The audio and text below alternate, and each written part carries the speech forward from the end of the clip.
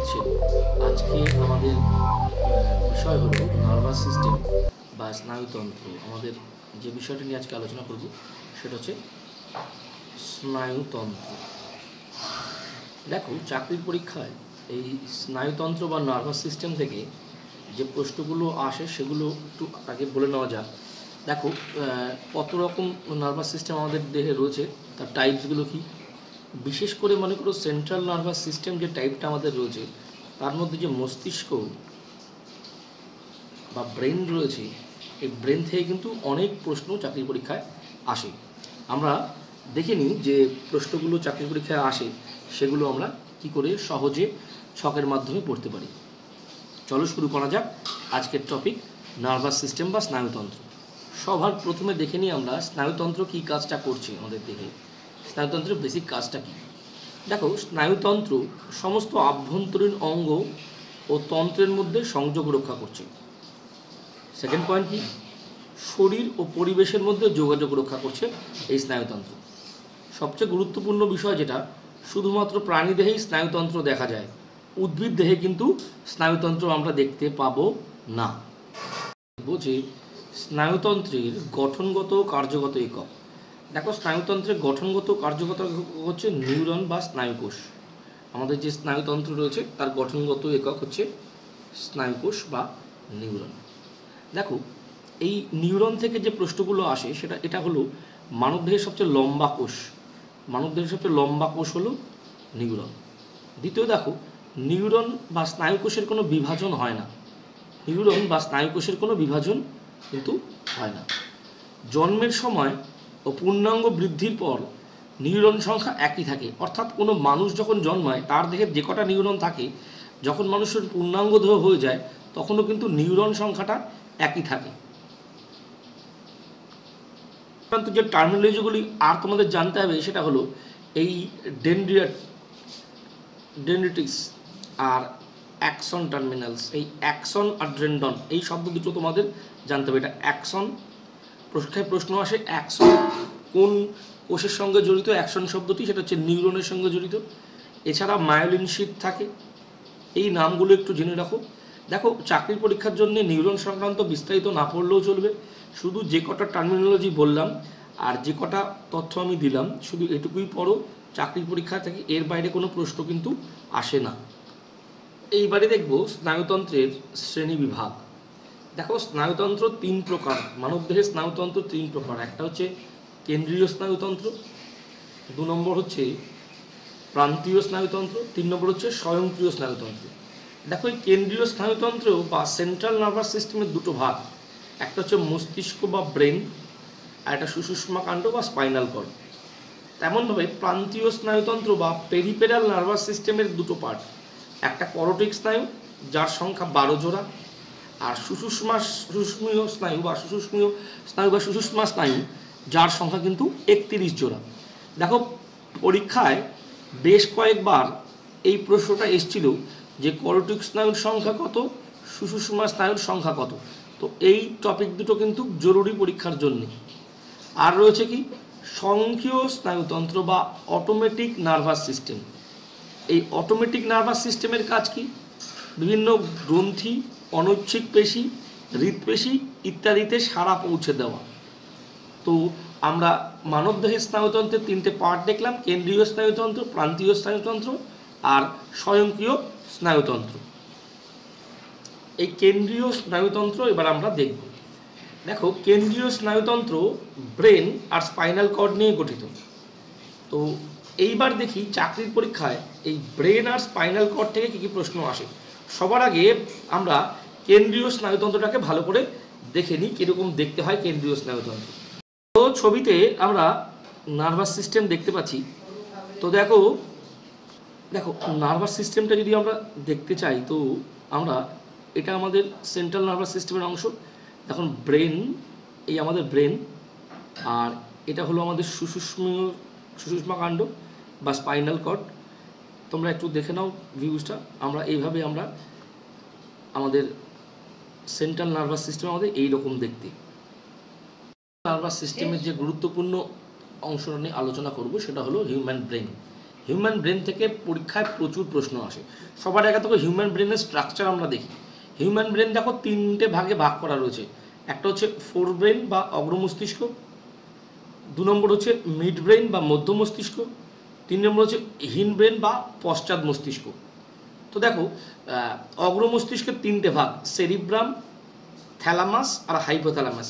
এই সেরিব্রাম যেটাকে বলছি আমরা গুরু মস্তিষ্ক, এর অপর নাম হচ্ছে গুরু মস্তিষ্ক। আর মিড ব্রেনের দেখো দুটো পার্ট, একটা টেকটাম একটা সেরিব্রাল। আর হিন ব্রেনের দেখো 3টে পার্ট, সেরিবেলাম, পন্স আর মেডুলা অবলাঙ্গটা। এই হলো আমাদের ব্রেনের পার্টগুলো, একটা ফোর ব্রেন, একটা মিড ব্রেন, একটা হিন ব্রেন।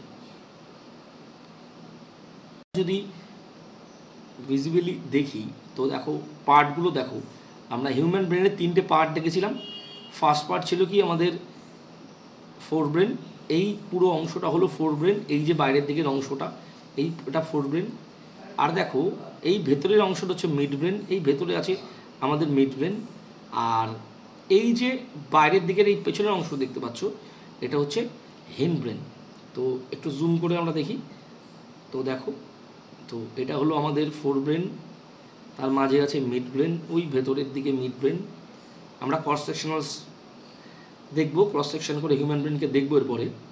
আর এটা রইল আমাদের পশ্চাৎ মস্তিষ্ক বা হিন ব্রেন।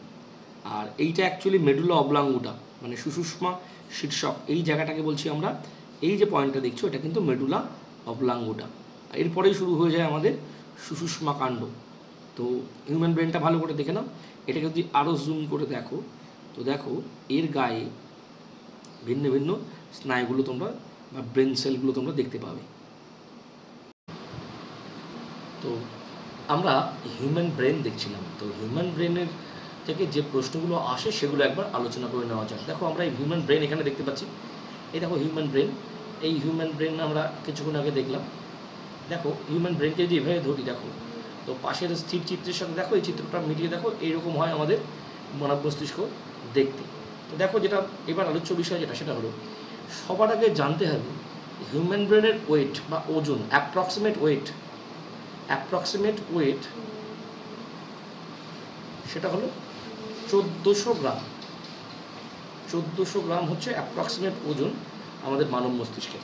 আর জানতে হবে কি এই মানব মস্তিষ্ক যে করোটি দ্বারা পূর্ণ থাকে, এই করোটিতে কটা হাড় থাকে, সেটা হচ্ছে 29টা হাড় থাকে। দেখো নাম্বার অফ বোনস হচ্ছে 129, 29টা হাড় কিন্তু থেকে যায়। এইবার আমরা ফোর ব্রেন বা অগ্র মস্তিষ্কের ভাগগুলো নিয়ে আলোচনা করব এবং তার কী কাজ দেখব। দেখো আমরা জানি অগ্র মস্তিষ্কের গুরুত্বপূর্ণ ভাগ হচ্ছে এই গুরু মস্তিষ্ক, যার ইংরেজি হচ্ছে সেরিব্রাম। এই গুরু মস্তিষ্ক তোমরা যদি এখানটা দেখো, এটাকে এই অঞ্চলটার মধ্যে থাকে হচ্ছে গুরু মস্তিষ্ক, ঠিক এই জায়গাটায় গুরু মস্তিষ্ক আমরা দেখতে পাবো এইখানটাতে ভেতরে। তো দেখো যেটা বলছিলাম, তো এখান থেকে কি প্রশ্ন আসে একবার আমরা দেখে নিই। দেখো গুরু মস্তিষ্ক হচ্ছে ব্রেনের লার্জেস্ট পার্ট হচ্ছে ব্রেনের হচ্ছে গুরু মস্তিষ্ক। এই প্রশ্নটা কিন্তু অনেকবার চাকরি পরীক্ষায় এসছে যে which one is the largest part of human brain, সেটা কি সেরিব্রাম বা গুরু মস্তিষ্ক। সমস্ত memory information, wisdom, knowledge, thinking সব কিন্তু গুরু মস্তিষ্কের বিষয়াদি। এই সমস্ত কিছুর নিয়ন্ত্রণ কিন্তু গুরু মস্তিষ্ক বা সেরিব্রাম দ্বারা ঘটে। তো লার্জেস্ট পার্ট আর মেমোরি ইনফরমেশন স্টোর হচ্ছে আমাদের গুরু মস্তিষ্কে। ফোর ব্রেনের সেকেন্ড পার্ট হচ্ছে আমাদের থ্যালামাস। তোমরা যদি এই পাশে দেখো থ্যালামাসটা ঠিক এই জায়গায় হচ্ছে থ্যালামাস রয়েছে। আমরা যদি একটু দেখি এই অংশটা হচ্ছে ভেতরের, এইটা হলো থ্যালামাস, এই পার্টটাকে আমরা থ্যালামাস বলছি, ফোর ব্রেনের ভেতরের দিকের অংশটাকে। এইটা হলো আমাদের গুরু মস্তিষ্ক, এই ভেতরের পার্টটা রয়েছে থ্যালামাস। তো দেখো থ্যালামাসের কী কাজ চাকরি পরীক্ষায় আসে সেটা দেখে নেওয়া যায়। দেখো থ্যালামাস আমাদের ঠান্ডা গরমের অনুভব জাগায়, মানে কোল্ড হট এই অনুভবগুলো কিন্তু থ্যালামাস থেকে আসছে। এবার দেখব আমরা ফোর ব্রেনের পরবর্তী পার্ট হাইপোথ্যালামাস, খুবই গুরুত্বপূর্ণ অংশ ব্রেনের একটা হাইপোথ্যালামাস। মিড ব্রেনের ঠিক ওপরেই এইরকম জায়গায় হাইপোথ্যালামাস রয়েছে, আমাদের ব্রেনের ঠিক এইরকম জায়গায় হাইপোথ্যালামাস কিন্তু রয়েছে, যার ঠিক আশেপাশেই পিটুইটারি গ্রন্থি রয়েছে।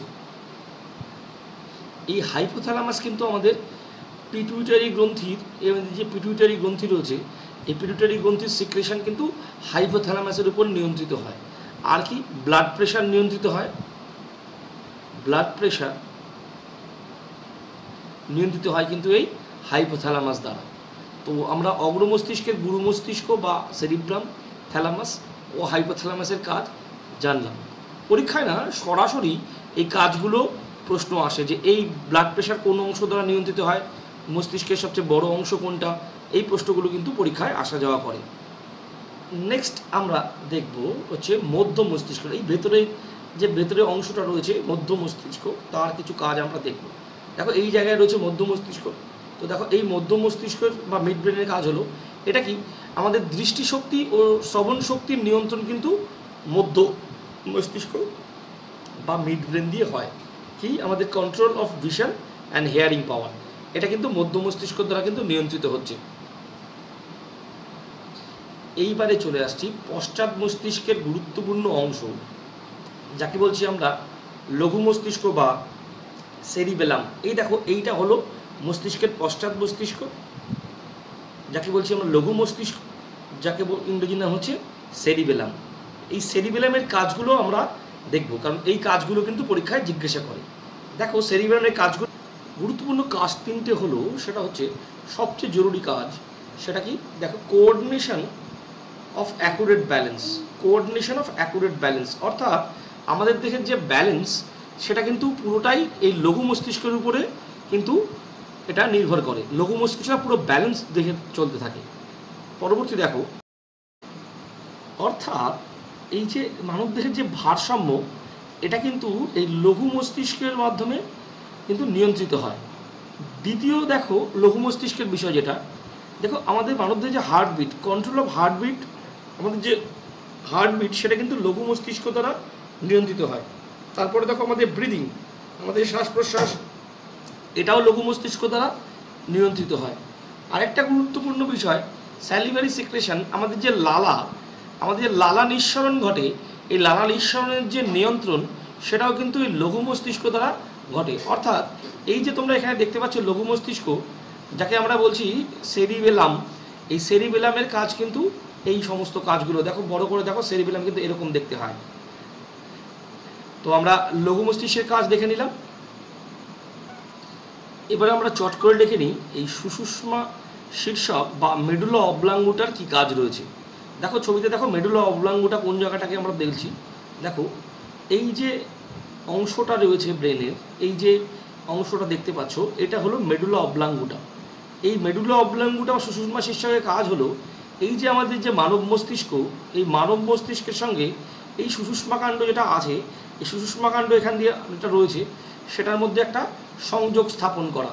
তো সুষুম্নাকাণ্ডের সঙ্গে মানব মস্তিষ্কের সংযোগ স্থাপন করছে কে, এই সুষুম্না শীর্ষক। এর কাজগুলো এবার আমরা একটু দেখে নিই কী কাজ করে। দেখো প্রথম কাজ অলরেডি আমরা আলোচনা করলাম, সেটা কি, সেটা হলো এই সুষুম্নাকাণ্ড আর ব্রেনের মধ্যে সংযোগ রক্ষা করে কে, এই সুষুম্না শীর্ষক বা মেডুলা অবলাঙ্গুটা। এইবার দেখো আর যে গুরুত্বপূর্ণ কাজ এটা রয়েছে, এটা হার্টের যে অ্যাকশন, মানে হার্টের যে ধুকপুক বা হার্টের অ্যাকশন কিন্তু এই সুষুম্না শীর্ষক দ্বারা কন্ট্রোল হয়। তারপরে দেখো এই কাশি, আমরা কাশি দিই বা কাফ হয় আমাদের, এই কাশি এটা কিন্তু সুষুম্না শীর্ষক দ্বারা নিয়ন্ত্রিত হয়। এই দুটো কাজ পরীক্ষায় আসে তোমাদের মেডুলা অবলাঙ্গুটার কাজ। এরপরে দেখো স্পাইনাল কর্ড বা সুষুম্নাকাণ্ড, খুবই গুরুত্বপূর্ণ, মানবদেহের একটা ভীষণ গুরুত্বপূর্ণ অঙ্গ হচ্ছে সুষুম্নাকাণ্ড বা স্পাইনাল কর্ড। দেখি এর কী কী কাজ আমাদের জানতে হবে। দেখো রিফ্লেক্স আর্ক বা প্রতিবর্ত ক্রিয়া, তোমরা নাম শুনেছ, প্রতিবর্ত ক্রিয়া বা রিফ্লেক্স আর্ক, এটা কিন্তু ইংরেজি হচ্ছে রিফ্লেক্স আর্ক। এটা নিয়ন্ত্রিত হয় কিন্তু এই সুষুম্নাকাণ্ড দ্বারা। তো প্রসঙ্গত বলে রাখি আরেকটা প্রশ্ন, এই রিফ্লেক্স আর্ক বা প্রতিবর্ত ক্রিয়ার আবিষ্কার হচ্ছে আইভান প্যাভলভ। এর আবিষ্কার হচ্ছে আইভান প্যাভলভ।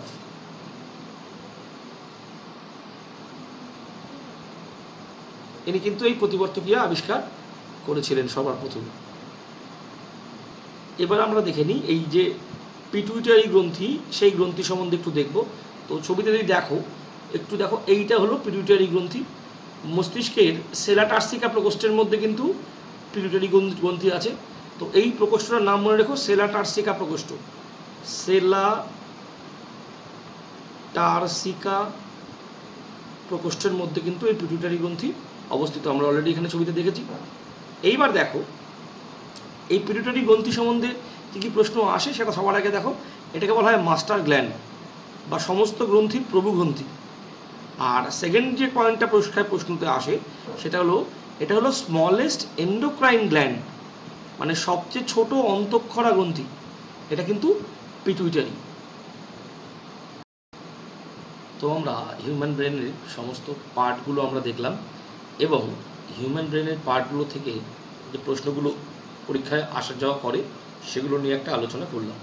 তোমরা এই পার্টগুলো টুকে রাখো এবং এই পয়েন্টসগুলো তোমরা বারবার করে পড়ো। এই কটা পয়েন্টসই কিন্তু পরীক্ষায় আসা যাওয়া করেছে। আমরা আসছি পরবর্তী ধাপে। এতক্ষণ আমরা সেন্ট্রাল নার্ভাস সিস্টেম দেখেছি, এইবার আমরা দেখব পেরিফেরাল নার্ভাস সিস্টেম। এই পেরিফেরাল নার্ভাস সিস্টেমের মধ্যে কী কী রয়েছে সেটা একবার দেখে নেওয়া যাক। দেখো সবার প্রথমে বলি, পেরিফেরাল নার্ভাস সিস্টেমের মধ্যে প্রথমে দেখো এই 31 পেয়ার স্পাইনাল নার্ভ রয়েছে। 31 পেয়ার স্পাইনাল নার্ভ রয়েছে পেরিফেরাল নার্ভাস সিস্টেমের মধ্যে, আর 12 জোড়া ক্রেনিয়াল নার্ভ রয়েছে। তো এটাকে বলা হয় 31 জোড়া, বাংলার মধ্যে সুষুম্নীয় স্নায়ু, সুষুম্নীয় স্নায়ু। আর এই ক্রেনিয়াল শব্দ হচ্ছে করোটিক স্নায়ু, করোটিক স্নায়ু। তো দেখো পরীক্ষায় সরাসরি প্রশ্ন আসে সুষুম্নীয় স্নায়ুর সংখ্যা কত, আনসার হচ্ছে 31 জোড়া। করোটিক স্নায়ুর সংখ্যা কত, আনসার হচ্ছে 12 জোড়া। এইবার দেখো এই সুষুম্নীয় স্নায়ু আর করোটিক স্নায়ু সম্বন্ধে আমরা বাকিগুলো একটু জেনে নিই। দেখো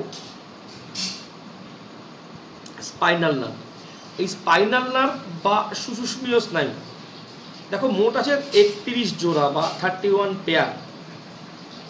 এই 31 জোড়ার মধ্যে 8 পেয়ার বা 8 জোড়া আছে হচ্ছে সার্ভাইকাল স্পাইনাল নার্ভ। এই 8 জোড়া রয়েছে আমাদের সার্ভাইকাল স্পাইনাল। নেক্সট দেখো এই 12 পেয়ার রয়েছে থোরাসিক স্পাইনাল নার্ভ। তো আমরা যদি আমাদের সুষুম্নাঙ্গাণ্ডকে যদি আমরা এভাবে দেখে থাকি, তো এইখানে রয়েছে দেখো 8 জোড়া প্রথমে রয়েছিল সার্ভাইকাল স্পাইনাল নার্ভ, তারপরে দেখো 12 পেয়ার রয়েছে থোরাসিক স্পাইনাল নার্ভ, এখানে 5 জোড়া রয়েছে লাম্বার স্পাইনাল নার্ভ, 5 জোড়া রয়েছে স্যাক্রাল স্পাইনাল নার্ভ, আর 1 জোড়া রয়েছে কক্সিয়াল নার্ভ।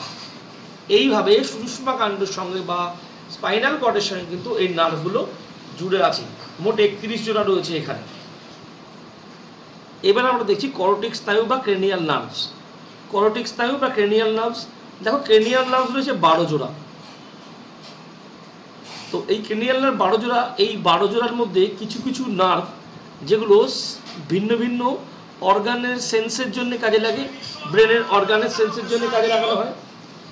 নেক্সট দেখো এই অন্য অন্য ক্রেনিয়াল নার্ভস যেগুলো আছে সেগুলো মাসেল কন্ট্রোলে কাজে লাগে, আর কিছু নার্ভস আছে যেগুলো ইন্টারনাল অর্গান যেমন হার্ট, লাংস এগুলোর কন্ট্রোলে ব্যবহার হয়। এবার আমরা দেখে নিই এই যে 12 জোড়া ক্রেনিয়াল নার্ভস রয়েছে তার নাম দেখো, আর তার কাজও আমাদের কয়েকটা জানতে হবে। আগে আমরা নামগুলো দেখে নিই। এই ক্রেনিয়াল নার্ভস 12 জোড়া যেটা রয়েছে সেটা হচ্ছে olfactory, optic, oculomotor, trochlear, trigeminal, abducens, facial, vestibulocochlear, glossopharyngeal, vagus, spinal accessory ও হাইপোগ্লসাল। তো দেখো এইটা মনে রাখার জন্যে আমরা একটা শর্টকাট ট্রিক ব্যবহার করেছি। সেটা কি দেখো, একটা ছড়া বানিয়েছি আমি। সেটা কি ছিল যে দেখো, ওরে ও ওকু তড়াতড়ি আয়, ফটিক ভায়া গাইছে ভালো আহা। এর মাধ্যমে আমি কিন্তু এই 12 জোড়া যে আমাদের ক্রেনিয়াল নার্ভ রয়েছে সেগুলো কিন্তু মনে রাখতে পারি। যেমন অলফ্যাক্টরি ওরে, অপটিক ও, অকুলোমোটর ওকু, ট্রক্লিয়ার তড়া, ট্রাইজেমিনাল তরি, অ্যাবডুসেন্স আয়, ফেসিয়াল ফটিক, ভেস্টিবুলো ককলেয়ার ভায়া গ্লসোফাইজিনাল গাইছে ভেগাস ভালো, স্পাইনাল অ্যাক্সেসরিতে আহা, আর হাতে হচ্ছে হাইপ্রোগ্লসাল। এভাবে চাইলে তোমরা একটু মনে রাখতে পারো। খুব বেশি যে পরীক্ষায় আসে তা বলবো না, তবে কিন্তু যে কটার কাজ পরীক্ষায় আসে সেগুলো নিয়ে আমরা এখন আলোচনা করছি। এবার দেখছি আমরা যে ক্রেনিয়াল নার্ভসগুলো আমাদের চাকরি পরীক্ষায় আসে, যেগুলো নার্ভসগুলো সম্বন্ধে সেগুলো। সবার আগে দেখো, 1 নম্বর দেখো আমরা অলফ্যাক্টরি। অলফ্যাক্টরি নার্ভের কাজ কি? স্মেল বা গন্ধ, আমরা গন্ধ এই অলফ্যাক্টরি নার্ভের সাহায্যে বুঝতে পারি। এই অলফ্যাক্টরি বাল্ব রয়েছে ব্রেনের এখানে আমরা এইখান থেকে আমরা গন্ধ নিতে পারি। দেন দেখো অপটিক, এই অপটিক স্নায়ু হচ্ছে চোখের ভিশনে কাজে লাগে এই অপটিক স্নায়ু। পরবর্তী যেটা দেখছি সেটা হচ্ছে অকুলোমোটর। এই অকুলোমোটর কি কাজে লাগে দেখো? আই মুভমেন্ট আর পিউপেল কনস্ট্রিকশনে কাজে লাগছে অকুলোমোটর। তারপর দেখো ট্রকলিয়ারের কাজ কি? আই মুভমেন্ট করানো হচ্ছে ট্রকলিয়ারের কাজ। ট্রাইজেমিনাল নার্ভের কাজ কি? দেখো সোমাটোসেন্সরি ইনফরমেশন। তো 12 জোড়া ক্রেনিয়াল নার্ভ থাকলেও চাকরির পরীক্ষায় কিন্তু এই অলফ্যাক্টরি আর অপটিক এই নার্ভ দুটো নিয়েই কিন্তু প্রশ্ন আসে। আমরা দেখে নিয়েছি অলফ্যাক্টরি স্মেল বা গন্ধের কাজে লাগে, আর অপটিক নার্ভ কিন্তু ভিশন বা দৃষ্টিশক্তির কাজে লাগে। তো আমরা সিস্টেমটা শেষ করলাম। এই পেরিফেরাল নাম্বার সিস্টেমের যে অংশগুলো নিয়ে চাকরি পরীক্ষার প্রশ্ন আসে সেগুলো আমরা অলরেডি দেখে নিয়েছি। এবার পরবর্তী আমরা যাচ্ছি। দেখো আমরা মানবদেহের নার্ভাস সিস্টেমের বা স্নায়ুতন্ত্রে কেন্দ্রীয় স্নায়ুতন্ত্র আর প্রান্তীয় স্নায়ুতন্ত্র দেখলাম। এছাড়া রয়েছে স্বয়ংক্রিয় স্নায়ুতন্ত্র। একটা বিষয় বলি, এই স্বয়ংক্রিয় স্নায়ুতন্ত্র নিয়ে চাকরি পরীক্ষায় খুব বেশি প্রশ্ন আসা যাওয়া কিন্তু খুব একটা করে না, এই জন্য এটা নিয়ে বিস্তারিত কোনো আলোচনা করলাম না। এবার আমরা দেখে নিই স্নায়ুতন্ত্র সম্পর্কিত সম্ভাব্য প্রশ্ন চাকরি পরীক্ষায় যেগুলো আসে সেগুলো। দেখো প্রথম প্রশ্ন হচ্ছে দুটি নিউরনের সংযোগস্থলের নাম, সেটা হলো সাইন্যাপস। পরবর্তী প্রশ্ন, স্নায়ুকোষের কোন অংশ পূর্ববর্তী স্নায়ুকোষ থেকে স্নায়ু স্পন্দন কোষদেহে পাঠায় বা পরবর্তী স্নায়ুকে পাঠায়? সেটার আনসার হচ্ছে ডেনড্রন। সিএসএফ এর পুরো নাম সেরিব্রোস্পাইনাল ফ্লুইড। কোন প্রাণীর দেহে প্রথম স্নায়ুতন্ত্র দেখা গেছে? দেখো হাইড্রা। স্নায়ুকোষ বিভাজিত হয় না, তার কারণ সেন্ট্রোজোম নিষ্ক্রিয় থাকে। মানব মস্তিষ্কের ওজন 1400 গ্রাম। মানব মস্তিষ্কের বৃহত্তম অংশ সেরিব্রাম বা গুরু মস্তিষ্ক। স্মৃতিরক্ষাকারী অংশ সেটাও সেরিব্রাম বা গুরু মস্তিষ্ক। পরীক্ষায় আসে মেমোরি ইনফরমেশন কোথায় স্টোর হয়। পরবর্তী প্রশ্ন, ভারসাম্য রক্ষাকারী অংশ লঘু মস্তিষ্ক বা সেরিবেলাম। ঠান্ডা ও গরমের অনুভব থ্যালামাসে হয়। রক্তচাপ নিয়ন্ত্রণ হাইপোথ্যালামাস দ্বারা হয়। মস্তিষ্কের আবরণী যার নাম মেনিনজেস। ক্ষুদ্রতম অন্তঃক্ষরা গ্রন্থি হলো পিটুইটারি। এই প্রশ্নগুলো কিন্তু বিগত পরীক্ষায় বেশ কয়েকবার আসা যাওয়া করেছে। পরবর্তী প্রশ্নগুলো দেখবো আমরা। যে পরবর্তী প্রশ্ন হচ্ছে নার্ভাস সিস্টেম কনসিস্ট অফ। বলছে নার্ভাস সিস্টেম কী কী নিয়ে গঠিত? দেখো কী কী নিয়ে গঠিত বলছে এখানে। বলছে ব্রেন, স্পাইনাল কর্ড, নার্ভস, এই তিনটে নিয়েই গঠিত। তো আনসার হবে D, all of the above. বলছে which of the following statement is correct about cerebellum. Cerebellum বা লঘু মস্তিষ্ক সম্বন্ধে কোনটা সঠিক? বলছে it regulates the muscular movement of for locomotion. It is a part of brain both A and B. এর answer হবে সি। এটা মাস্কুলার মুভমেন্ট ফর লোকোমেশনের জন্য আমাদের পেশির যে মুভমেন্ট সেটা কিন্তু এই ভিন্ন ভিন্ন ভারসাম্য রক্ষা করার জন্য যে লোকোমেশনের জন্য যে পেশির মুভমেন্ট সেটা কিন্তু সেরিব্রাম দ্বারা ঘটে। তো দেখো পরবর্তী প্রশ্ন, which nerves are attach to the brain and emerge from the skull. কোনটার সাথে? এর আনসার হবে ক্রেনিয়াল নার্ভস, যেটা সরাসরি ব্রেনের সাথে কিন্তু স্কালের মাধ্যমে অ্যাটাচ করা রয়েছে। তো অ্যাক্টিভিটি কিন্তু তোমার নার্ভাস সিস্টেম দিয়ে ঘটে। পরবর্তী প্রশ্ন দেখো, পরবর্তী প্রশ্ন বলছে what is the unit of nervous system. এটা ভীষণ গুরুত্বপূর্ণ প্রশ্ন। এটা কিন্তু নার্ভাস সিস্টেমের একক বলা হয় নিউরনকে। এই আনসার হবে সি। বলছে মাইক্রোস্কোপের gap between pair of adjacent neuron, দুটো নিউরনের মধ্যে যে আণুবীক্ষণিক ফাঁক তার নাম কি? তার নাম হচ্ছে সাইন্যাপস। পরবর্তী প্রশ্ন দেখছি আমরা। পর বলছে in our body involuntary actions are control by, আমাদের দেহের যে ইনভলিউন্টারি অ্যাকশনস সেটা কন্ট্রোল হয় কিন্তু পশ্চাৎ মস্তিষ্কের মেডুলা দ্বারা, সেটা কন্ট্রোল হয় পশ্চাৎ মস্তিষ্কের মেডুলা দ্বারা। আনসার হবে A. The reflex action which involves brain is called, এটা হচ্ছে সেরিব্রাল রিফ্লেক্স। যে রিফ্লেক্সটা আমাদের মস্তিষ্কের মাধ্যমে বা যে প্রতিক্রিয়াটা আমাদের মস্তিষ্কের মাধ্যমে ঘটে তাকে বলা হয় cerebral reflex. Pons, cerebellum and medulla are part of which brain. দেখো আমরা ব্রেনের যখন স্ট্রাকচার পড়েছি তখন আমরা দেখেছি পন্স, সেরিবেলাম, আর এটা হলো হিন ব্রেনের বা পশ্চাৎ মস্তিষ্কের কিন্তু পার্ট। এই বিশেষ করে লঘু মস্তিষ্ক ভীষণ গুরুত্বপূর্ণ। পরের প্রশ্ন বলছে spinal cord originates from which part of brain, spinal cord ব্রেনের কোন অংশ থেকে? তো দেখো স্পাইনাল কর্ড কিন্তু মেডুলা অবলাঙ্গুটা থেকে কিন্তু উৎপন্ন হয়েছে। এই মেডুলা অবলাঙ্গুটা, এখানে অবলাঙ্গুটা লেখা নেই, অবলাঙ্গুটা থেকে কিন্তু স্পাইনাল কর্ড তৈরি হয়েছে।